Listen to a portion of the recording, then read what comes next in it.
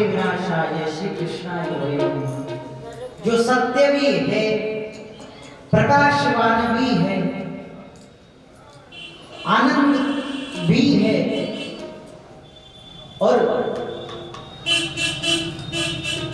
सच्चिदानंद रूपाय विश्वोत्पत्त्यादि Hathaway, विश्व की उत्पत्ति आदि और अंत।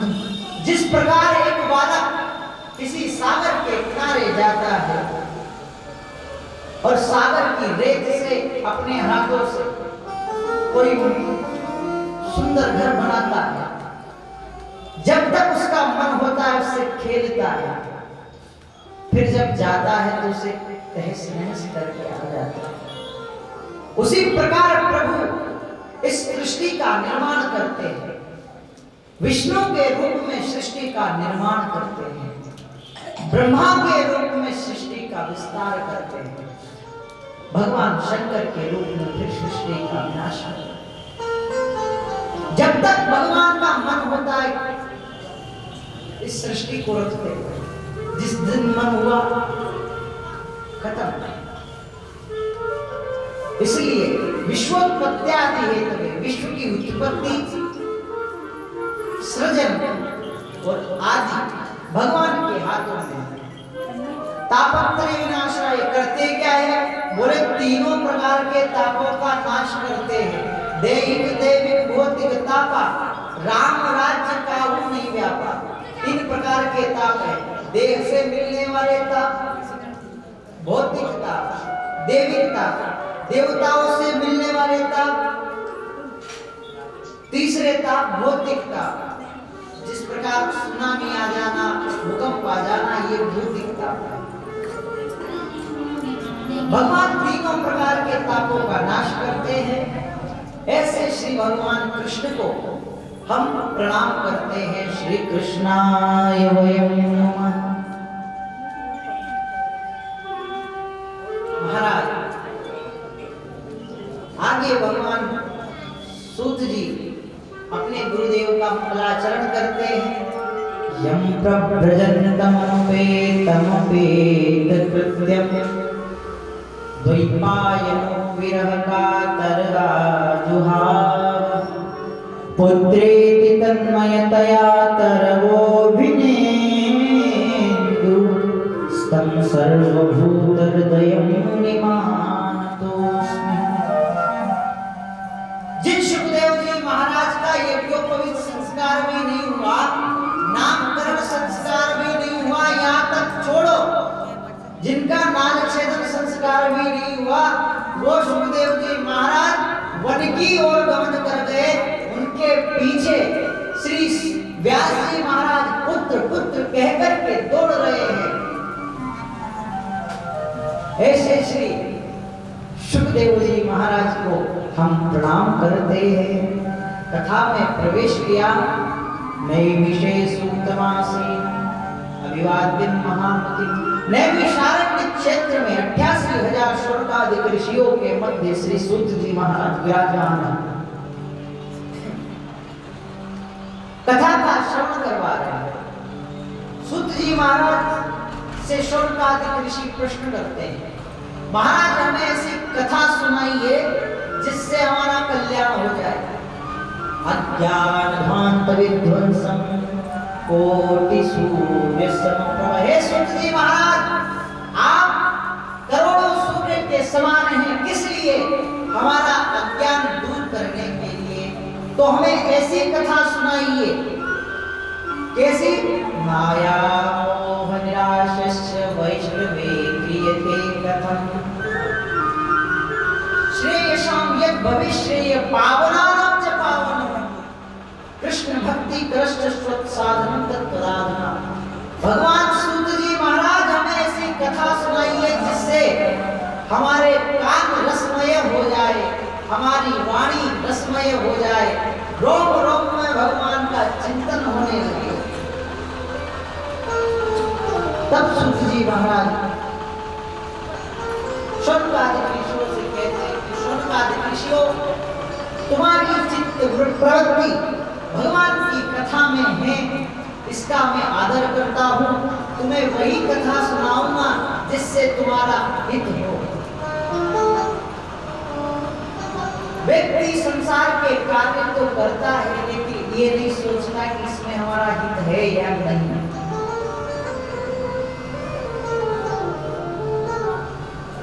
मूल को नहीं जान पाता है, प्रारंभ को देख करके उसमें संलग्न हो जाता है, लेकिन मूल को नहीं जान पाता है। जिस प्रकार संसार के सभी कार्यों में अंत में दुख ही मिलेगा, ये कन्फर्म है। इस श्रीमद् भागवत कथा का प्रारंभ विरह से हुआ।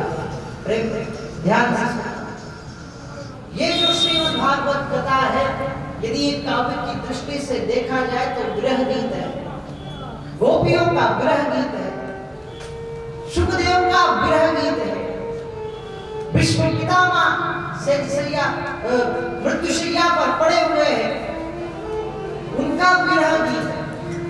कुंती मैया स्तुति कर रही है, उनका विरह गीत है। कुंती मैया भगवान से मांगती है कि मुझे तो बस दुख पे दुख दे दो। प्रेम की उत्पत्ति ही विरह से होती, और इससे बड़ा प्रेम भक्ति संसार में कोई नहीं है। शौनकादिक ऋषियों को सूत जी महाराज कथा श्रवण करवा रहे, कहते हैं शौनकादिक ऋषियों, श्रीमद्भागवतम शास्त्रम कलो कीरेण भाषितम। इस कलयुग में ये जो श्रीमद्भागवत की कथा है, कलयुग का नाश करने वाली है, सूर्य के समान किरणें वाली है, अनेकों प्रकार से कलयुग का नाश करती है। अनेक प्रकार से सूत जी महाराज ने श्रीमद् भागवत कथा की व्याख्या की। फिर कहते हैं कि एक बार क्या हुआ, ये जो श्रीमद् भागवत कथा है इतनी दुर्लभ है कि कितनी दुर्लभ है कि देवताओं को भी नसीब नहीं है। कि कैसे महाराज कि एक बार श्री राजा परीक्षित को सुखदेव जी महाराज कथा का श्रवण करवा रहे थे। देवता अमृत का कलश लेकर के वहां पहुंच गए। परीक्षिते कथा वक्तुम श्रोता या संस्कृते सुखद। देवता अमृत का कलश लेकर के वहां पहुंच गए। अच्छा, एक देवता जो है ना, अपना काम निकालने में बड़े चालाक होते हैं। हाँ, कोई भक्ति कर रहा हो तो उसमें इंद्र को बड़ी टेंशन हो जाती है। कोई तपस्या करता है तो महाराज इंद्र को तपस्या से टेंशन हो जाती है। किस लिए कि ये तपस्या करके भगवान से ये वरदान न मांग ले कि मेरी गद्दी छीन जाए। इसलिए कोई भी तपस्या करता है तो इंद्र महाराज उसको कोई ना कोई विघ्न डालते ही। लेकिन सज्जनों, भक्ति में, प्रेम में बाधा आती ही है। भक्ति में बाधा आएगी ही, और यदि भक्ति में बाधा ना आई तो ये समझ लेना आप जो भक्ति कर रहे हैं किसी काम के लिए। किसी कार्य को करने में आनंद कब है? जब उस कार्य को करते करते, अच्छा कोई यूं मान लीजिए रास्ता है, सीधा रास्ता है, चल गए, क्या आनंद है? यहां से चढ़ाई हुई और उस चढ़ाई पर चढ़ने में कितना आनंद है, पहाड़ों पर चढ़ने में कितना आनंद है। सीधे सीधे रास्ते किसी को अच्छे नहीं लगते, टेढ़े मेढ़े रास्ते ही अच्छे लगते। तो भक्ति में, धर्म के कार्य में बाधा उत्पन्न होना नॉर्मल चीज है। यदि आप भक्ति कर रहे हैं, कोई धर्म का कार्य कर रहे हैं, उसमें बाधा आ रही है तो ये समझना भगवान की 100% कृपा है। और यदि उस चीज में बाधा नहीं आ रही है तो ये समझना कि कुछ भी नहीं है। तो महाराज देवता लोग अमृत का कलश लेकर के पहुंच गए स्वर्ग से सूत जी महाराज परीक्षित के पास, और श्री सुखदेव जी महाराज से कहने लगे कि महाराज सुखदेव जी अपन विनिमय कर लेते। बोले विनिमय कैसे? कि आप जो कथा रसपान सुखदेव को करवा रहे हैं। इसे लगा है श्राप। श्राप लगने के कारण 7 दिन में इसकी मृत्यु हो जाएगी।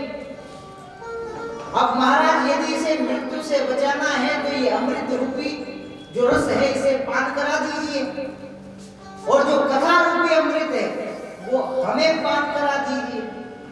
देवताओं के बराबर चला कोई नहीं। हाँ, तब महाराज सुखदेव जी महाराज ने हंस करके देवताओं से कहा, वो कथा को सुधारो के को काच को मणिर्महान ब्रह्मरातो विचारेव तदा देवांजहास। सुखदेव जी महाराज जोर जोर से हंसने लगे और देवताओं से कहने लगे कि अरे देवताओं मूर्खो तुम, कहा कांच का टुकड़ा और कहा पारस मणि, कहा श्रीमद् भागवत कथा और कहा तुम्हारा 2 कौड़ी का स्वर्ग का अमृत। तुमको तो तुलना करना ही ढंग से नहीं आता। वहां से अपमानित होकर के देवता चले गए ब्रह्मलोक में।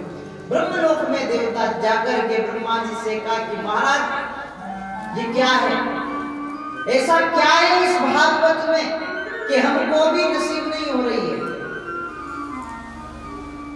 तब ब्रह्मा जी महाराज ने एक पलड़े में सारे शास्त्र रखे, एक पलड़े में श्रीमद् भागवत कथा को रखा। अब आप जानते हैं कि जिसमें वजन ज्यादा होता है वो नीचे आ जाता है। लघुन्यानि जातानि गौरवेण इदं महत्। जिसमें वजन है वो नीचे आ गया, जिसमें वजन नहीं था वो ऊपर की तरफ चला गया। मानो ब्रह्मा जी महाराज ने भक्ति में तुला से श्रीमद् भागवत का तोल किया हो और सबको संदेश दिया हो कि श्रीमद् भागवत कथा ही मानव जीव का कल्याण कर सकती है। श्रीमद् भागवत की कथा इसलिए होती है महाराज, आपको बताऊं, इस श्रीमद् भागवत की कथा में भगवान के सारे ही अवतारों का वर्णन, सारे ही ग्रंथों का रस, चारों वेदों का रस, 18 पुराणों का रस, महाभारत का रस इस श्रीमद् भागवत कथा में है। तब विनिमय किया तो देखा कि श्रीमद् भागवत कथा जिस पलड़े में रखी हुई थी वो नीचे आ गया और जिसमें वजन नहीं था वो ऊपर की ओर चला गया। ब्रह्मा जी ने सुखदेव जी को प्रणाम किया और सभी देवताओं से कहा कि देवताओं, ये श्रीमद् भागवत कथा वाकई में अमृत है। तब इतनी महिमा है इसकी। एक बार क्या हुआ कि नारद जी महाराज घूमते घूमते स्वर्गलोक से चल करके जा रहे थे। अब बीच में मिल गए सनत कुमार, 4 भाई हैं। अब ये 5 वर्ष के बालक के समान रहते हैं, कभी बड़े ही नहीं होते। भगवान ने इनसे कहा था कि जाओ सृष्टि करो। भगवान से इन्होंने कहा कि भगवान हम सृष्टि करने नहीं आए हैं, हम तो भजन करने के लिए आए हैं। अच्छा, ये एक बात बता दूं आपको, बालाजी के सामने बैठा, यहाँ से 100% कथा ही मिलेगी और कुछ नहीं मिलेगा। बोले बाके बिहारी लाल। मेरा उद्देश्य ये होता है कि अधिक से अधिक आप लोगों तक जो प्रसंग है वो पूरा बताया जाए। संसार की बातें भी हो सकती है, यहाँ से राजनीति की बातें भी कर सकते हैं, धर्म की बातें भी हो सकती है, लेकिन एक कथा व्यास होने के नाते मेरा यह फर्ज बनता है कि आपको सत्य से अवगत कराऊं। तो महाराज नारद जी महाराज घूमते घूमते जा रहे थे, बीच में सनत कुमार मिल गए। सनत कुमारों ने पूछा, कथम ब्रह्मानंद मुख नारद। अजी नारद जी महाराज, आपका तो कोई दर्शन भी कर ले तो वो भी प्रसन्न हो जाए, आज आप स्वयं दुखी है, क्यों? नारद जी महाराज ने कहा कि क्या बताओ सनकादिक सनत कुमारों कि नहीं बताइए क्या हुआ। अरे कि मैं पृथ्वी पे गया था, अब पृथ्वी पे गया तो बड़ा दुखी हो गया।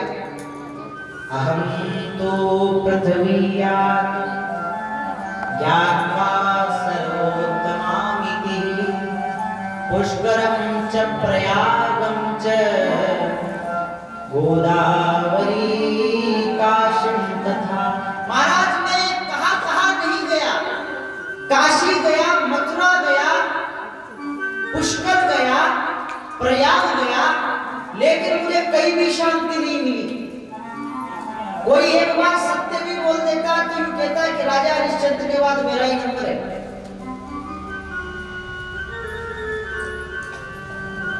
जो मंदमती के लोग हैं वो अच्छे आसनों पर विराजमान है। तरुणी प्रभुता के है, शाल को बुद्धिदायक है। घरों में स्त्रियों का राज है, साले सलाहकार बने हुए हैं। यहाँ पर ये कहना चाहते हैं, देखिए घर की स्त्री का घर के परिवार के लाभ में उसका निर्णय लेना ही चाहिए, पूछना ही चाहिए, सलाह लेनी ही चाहिए। लेकिन घर में बैठे हो बड़े बुजुर्ग, अब उनसे सलाह न लेके पति पत्नी से ही सलाह ले तो वो तो गलत है। इसीलिए यहाँ पे कहा गया है, तरुणी प्रभुता के शालको बुद्धिदायक है। घरों में स्त्रियों का राज है, साले सलाहकार बने हुए हैं। महाराज कन्या विक्रहिणी लोग, बाप अपनी बेटी को कुछ धन की वजह से विक्रय कर रहा है, ये विक्रय तो है। कन्यादान कहने का इधर तो फिर भी ठीक है, हम कन्यादान कन्या वाले देते हैं, ठीक है, अपनी पुत्री को सब चीजें देते हैं। लेकिन कई राज्य में तो ऐसी बात है, ऐसी घटना है महाराज कि वहां तो पहले तय होता है 10 लाख लेंगे जब लड़की लेंगे तुम्हारी, और यदि कोई गवर्नमेंट नौकरी वाला मिल गया तो फिर महाराज वो डिमांड 25 लाख तक भी जा सकती है। तो ये कलयुग में अभी हो रहा है कि नहीं हो रहा है? कन्या विक्रयणी लोग दंपति नाम च कलकन, कन्याओं का विक्रय कलयुग में हो रहा है।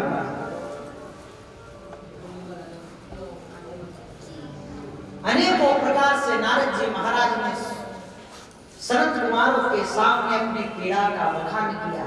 फिर कहते हैं कि महाराज ये सब तो ठीक था, कोई सत्य बोलता नहीं, कोई अच्छे विचार करता नहीं, संतों का सम्मान कम हो गया, बड़ों का आदर कम हो गया, बुजुर्गों का कोई आदर ही नहीं।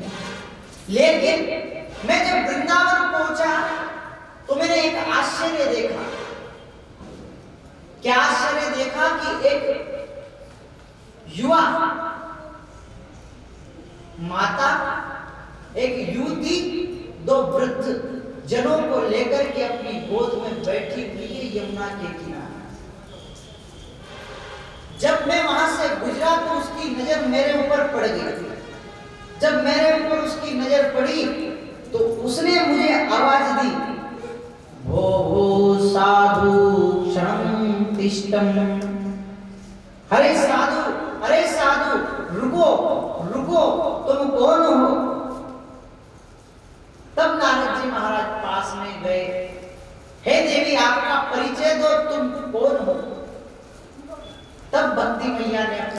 परिचय दिया। हम भक्ति ख्याता इमो में तनयो सुतो ज्ञान वैराग्य नाम कालयोगे न जर्जरो। हे नारद जी महाराज, क्या बताऊं, मेरा नाम भक्ति है, मैं भक्ति हूँ, ये दोनों मेरे ही पुत्र हैं। एक का नाम ज्ञान है, एक का नाम वैराग्य है। काल के योग के कारण ऐसी भ्रांति हुई कि ये दोनों जर्जर अवस्था में हो गए। मैंने इन्हें बार बार गीता का पाठ कराया, बार बार वेद सुनाए, लेकिन जब तक गीता पाठ चलता तब तक ये युवा रहते। जब गीता पाठ बंद हो जाता वापिस ये तो वृद्धावस्था को प्राप्त हो जाते। क्या किया जाए? नारद जी महाराज ने कहा कि इसके लिए तो विचार करना पड़ेगा, सोचना पड़ेगा, क्या किया जाए। इनकी जो वृद्धावस्था है वो दूर कैसे हो? अब आश्चर्य देखिए, माता तो है युवती, पुत्र हो गए बूढ़े। भक्ति मैया ने नारद जी से कहा कि मेरी उत्पत्ति दक्षिण भारत में हुई, मैं महाराष्ट्र में पली बड़ी और गुजरात में आते आते मैं वृद्ध हो गई, लेकिन वृंदावन में जैसे ही आई तो वापस में तरुणी, मैं तो युवा हो गई, लेकिन जो मेरे दोनों पुत्र हैं वो यहाँ आते ही वृद्ध हो गए। इसका अर्थ क्या है पता है? वृंदावन में केवल भक्ति की चलती है, न तो ज्ञान चलता है न वैराग्य चलता है, केवल भक्ति की चलती है। ज्ञानी आदमी, आप में कितना ही ज्ञान हो, आपसे ज्यादा तो वहां का जो अनपढ़ ठेठ ब्रजवासी होगा उसमें आ जाएगा। बोलिए प्रेम से बांके बिहारी लाल की। महाराज भक्ति मैया अपने दोनों पुत्रों को लेकर पड़ी हुई है। नारद जी महाराज ने संत कुमारों से पूछा कि क्या किया जाए कि इनका वृद्धावस्था दूर हो जाए। संत कुमारों ने कहा, सत्कर्म सूच को नूनम ज्ञान यज्ञ स्मृति बुद्धि। नारद जी महाराज, आप ज्ञान यज्ञ कीजिए, ऐसा ज्ञान यज्ञ कीजिए कि जिससे इनका तो कल्याण होना ही है, उसके अलावा मानव का भी कल्याण हो जाए। जब भक्ति मैया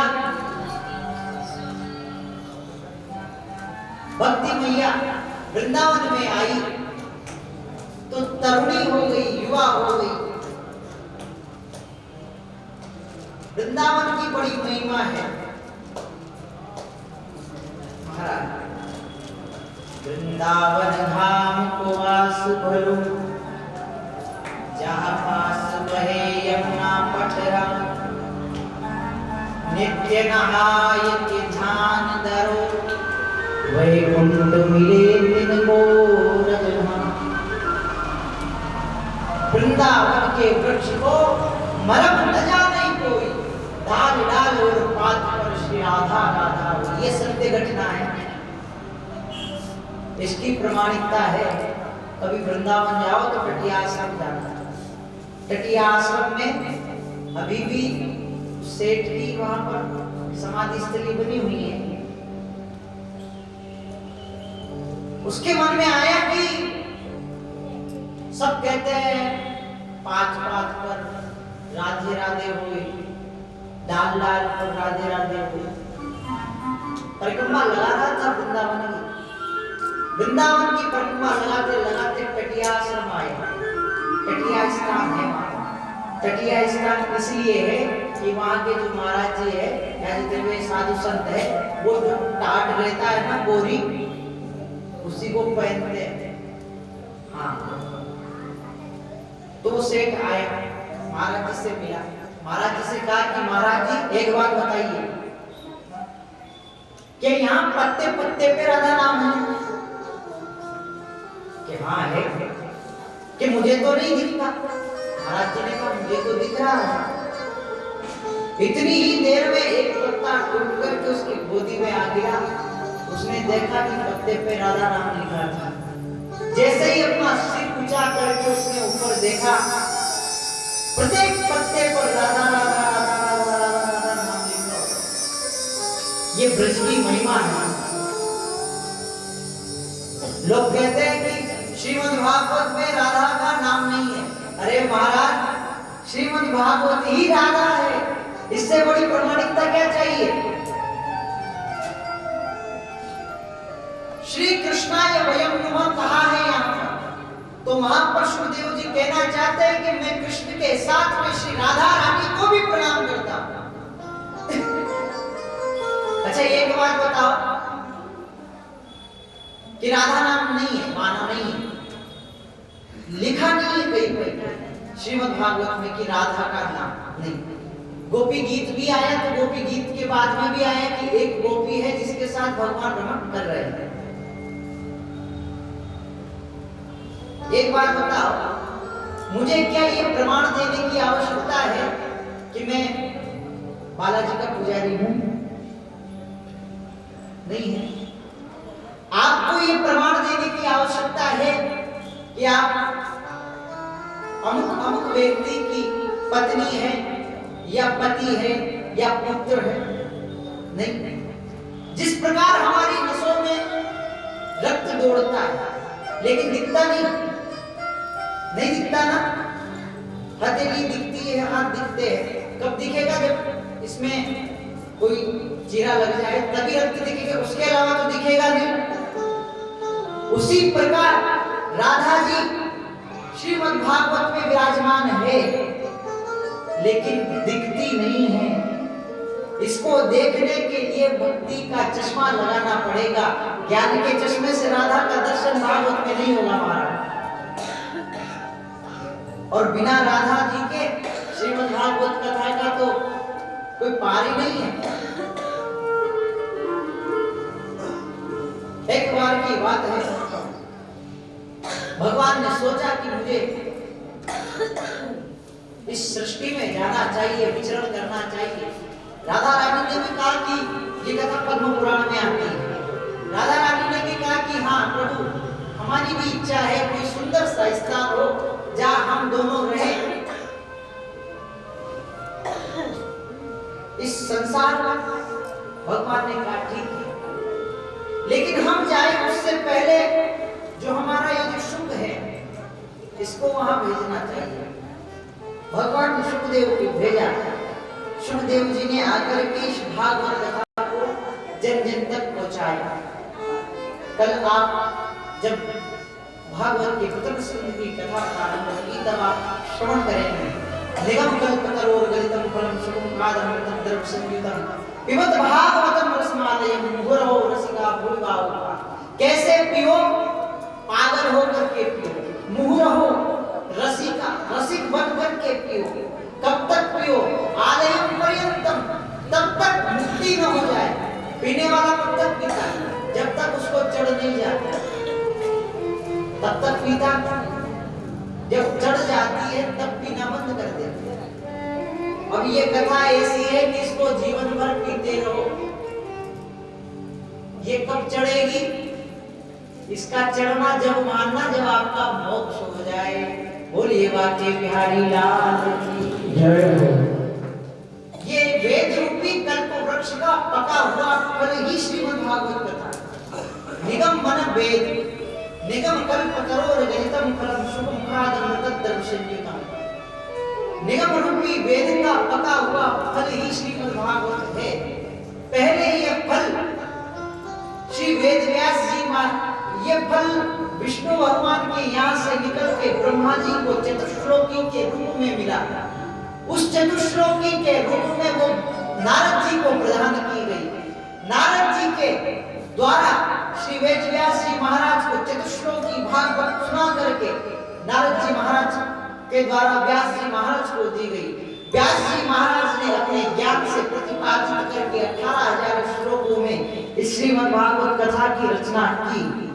वेद व्यास जी महाराज से चलकर श्री सुखदेव जी महाराज तक पहुंची, सुखदेव जी महाराज से चलकर सुत जी महाराज तक पहुंची, सुत जी महाराज से चलकर अनेक विद्वानों तक ये कथा पहुंची और वहां से ही अनवरत ये चलती आ रही है। आज हम सुना रहे हैं और आप सुन रहे हैं। बोलिए बाके बिहारी लाल। इस कथा की यही महिमा, ये कल्प वृक्ष है और इसका अनुभव मैंने किया है अपने जीवन में। इससे जो मांगोगे जो देगी। कल्प वृक्ष के नीचे बैठ करके आप उससे जो मांगोगे वो आपको देगी। मैं तो व्यास गद्दी मानता ही नहीं, मैं तो ये सोचता हूं कि भगवान की गोदी में बैठा हूं। जिस दिन मेरे अंदर ये अहंकार आ जाएगा कि मैं व्यास मंच पर बैठा हूं तो शायद आपके सामने कथा न कर पाऊं, लेकिन मेरे अंदर ये भाव रहेगा कि मैं भगवान की गोदी में बैठकर कथा कर रहा हूं तो आपको भी सुनने में आनंद आएगा, मुझे भी सुनाने में।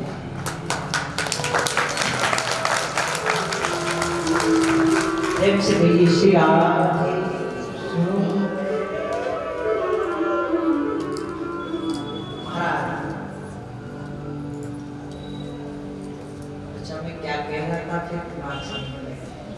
आप अपना कनेक्शन यहाँ रखिए, ठीक है? आपके वाईफाई का सिग्नल इनसे जोड़ के रखिए, तब जाकर के हमारा हॉटस्पॉट काम करेगा। नहीं तो आप अगर ध्यान यहाँ से हटाएंगे तो हम कथा भूल जाएंगे। हाँ, बोलिए बाके बिहारी लाल की जय। मेरा निवेदन करने का यही है कि जिस दिन आप ये सोच करके बैठे कि ये कथा तो मुझे याद है, महाराज जी भी सुना रहे हैं और आप में ये चीज आ गई कि ये कथा तो याद है और यहाँ बैठ करके सुन रहे हैं तो शायद वो कथा आपको उतना फल नहीं देगी। यहाँ बैठना है।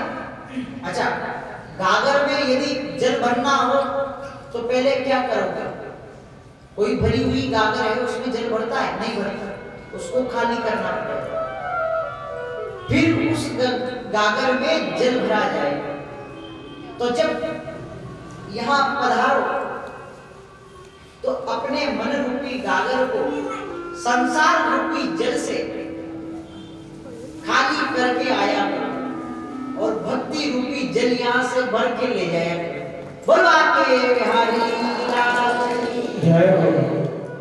महाराज, वृंदावन धाम की बड़ी महिमा है। आप और हम अंदाजा नहीं लगा सकते, ऐसे ऐसे महात्मा वहां पर परिक्रमा में पड़े हुए थे। एक महात्मा जी तो मधुकरी मांगकर खाते थे। मधुकरी होती है भिक्षा में मांगी गई रोटियां। एक महीने में एक दिन जाते और 30 घरों पर जाकर के 30 घरों से एक एक रोटी लेकर आते और उस एक एक रोटी को ला करके जमा कर लेते।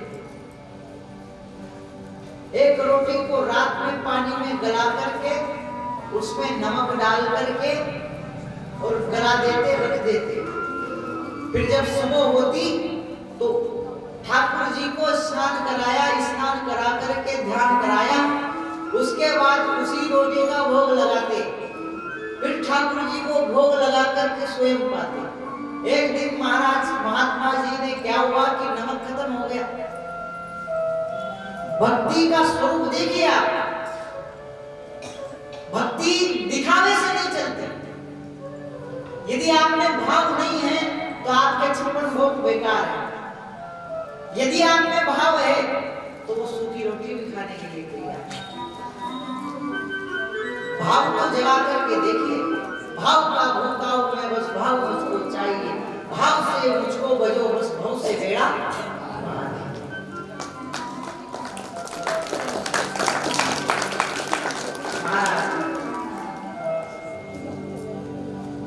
महात्मा जी ने रोज रोज नमक डाल करके भोग लगाते, एक दिन नमक नहीं डालते। भगवान स्वयं बात नमक की नहीं है। भगवान स्वयं प्रकट होकर के महात्मा जी से कहने लगे, बाबा आज तुमने नमक डालना भूल गए का? तब बाबा ने कही, चोरेदारी के मैं तो रोज नमक डाल के खिलाऊं, 30 दिना में एक दिन मांगवे के ताई जाऊं और मांग करके लाऊं 30 घर दे, और रोज एक रोटी रात को गला के सो जाऊं। आज जरा सो नमक का कम है गयो तो मेरे पीछे ही पड़ गए।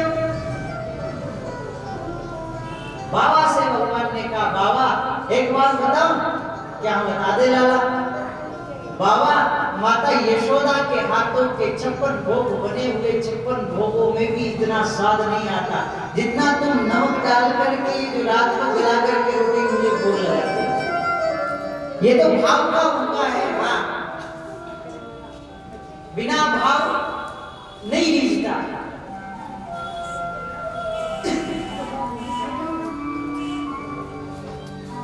हमारे वैष्णव संप्रदाय में एक संप्रदाय है, पुष्टि मार्गीय संप्रदाय। 8 प्रहर की श्रीनाथ जी की सेवा होती है। भगवान की 8 बार सेवा होती है और इतने लाडले हैं श्रीनाथ जी सभी ठाकुरों में, बाकी बिहारी राधा, लेकिन सबसे लाडले तो श्रीनाथ जी है। स्वरूप वही है सबका। और जो चाहिए वो फिर चाहिए, ये भी उनका नियम है। बंसी नहीं रखनी तो नहीं रखनी, गिरा देते हैं। मुकुट नहीं लगाना तो फिर नहीं लगाना, गिरा देते हैं। जिस भाव से श्रीनाथ जी की सेवा होती है वो अकल्पनीय है।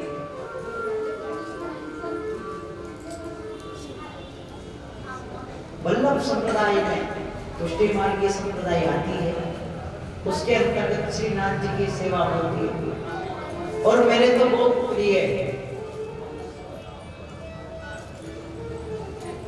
श्रीनाथ बाबा बहुत दिल के बहुत करीब है, ये मान लीजिए। आइए 2 मिनट स्मरण कर लेते हैं, फिर आगे की कथा।